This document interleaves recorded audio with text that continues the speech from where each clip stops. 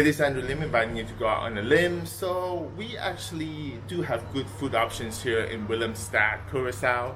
I'm going to take you to a few places here to eat. So come check out some dining options here with me. There is a reason why people actually stay in Curacao because even though there are no beaches here, because there's actually great food and great nightlife. So people rent a car and drive around the island to different beaches. I mean, it's not that big of an island. I guess if you go from here to the west side, it's about a 40-50 minutes drive. And by the way, the west side is where you have beautiful beaches. So come go out on the limb with me. I'm going to take you on a food tour here in Curacao and check out some of the dining options that you can actually go for the next time you visit this beautiful Dutch island.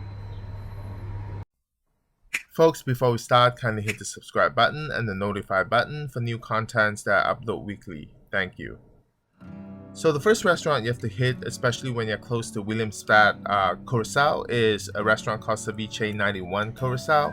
In fact, it's the only restaurant serving ceviche on the island, and it's really fresh ceviche, as well as an awesome dining view of the old part of Willemstad, consisting of all these colorful buildings on St. Anne's Bay.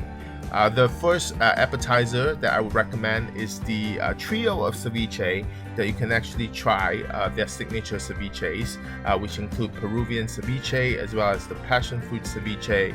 All three were really tasty. In fact, I think it's better than some of those I've tasted in New York. The entree, we went with the Spanish octopus served with spicy potatoes as well as paprika and bell pepper sauce. Didn't disappoint. Super fresh octopus, and the garlic shrimp tacos as well that were equally delicious and really fresh shrimp. I mean, because we are on an island, so the cheesecake was a perfect ending to the meal, and it was not a really heavy cheesecake because it's filled with passion fruit cream.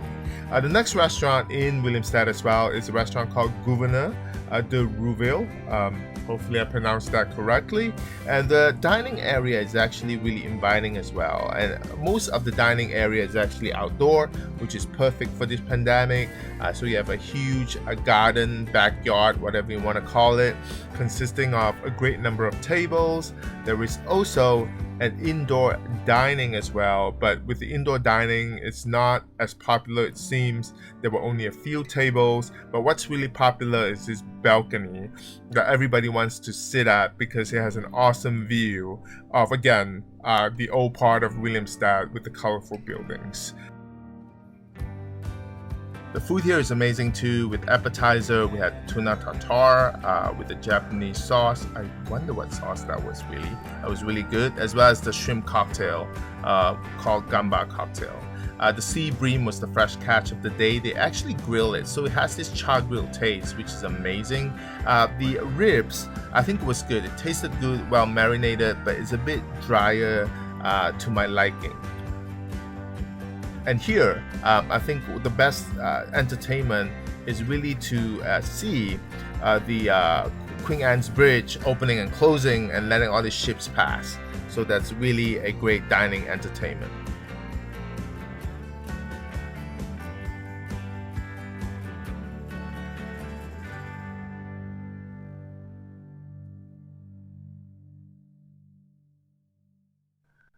Another restaurant that I really like is called Fish and Joy Bistro and Wine Bar. It's located in the Peter Mice neighborhood that, is filled with all these colorful and beautiful homes.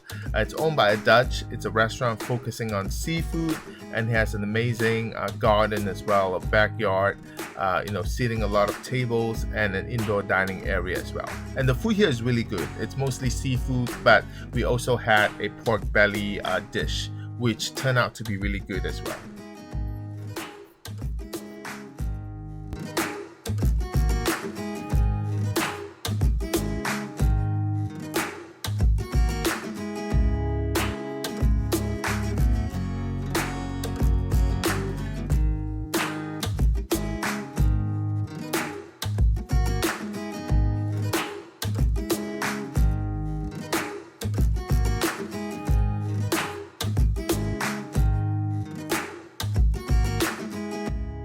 Now, the Wine Cellar is a great restaurant in town. It's like a French continental restaurant that actually is celebrating its 50th anniversary this year. It's definitely been around.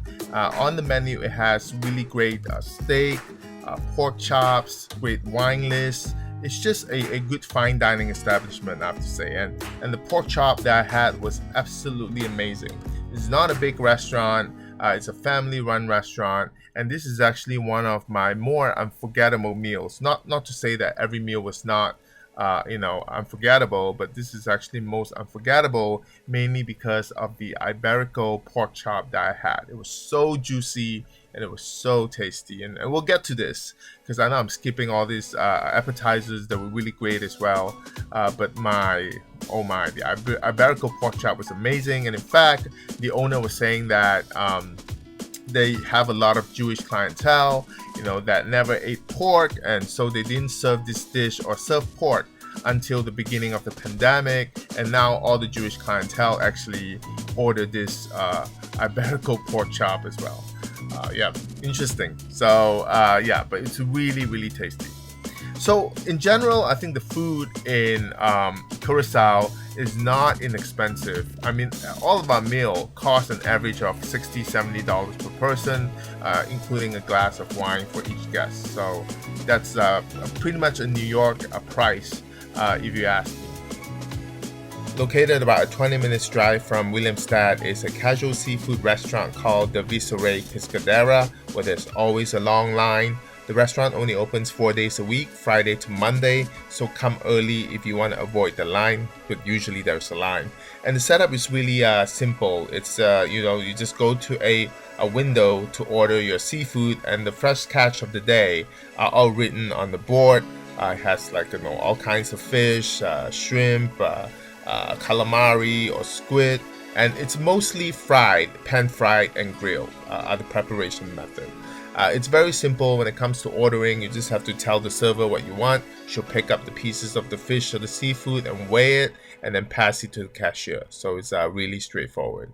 And you tell them how you want to cook it usually. Now, the cooking section is actually located on the other side of the restaurant. So I actually took a lot of videos of the food, which were amazing, but I could not locate them, unfortunately. But I have to say, when you come at sunset, the view is amazing here.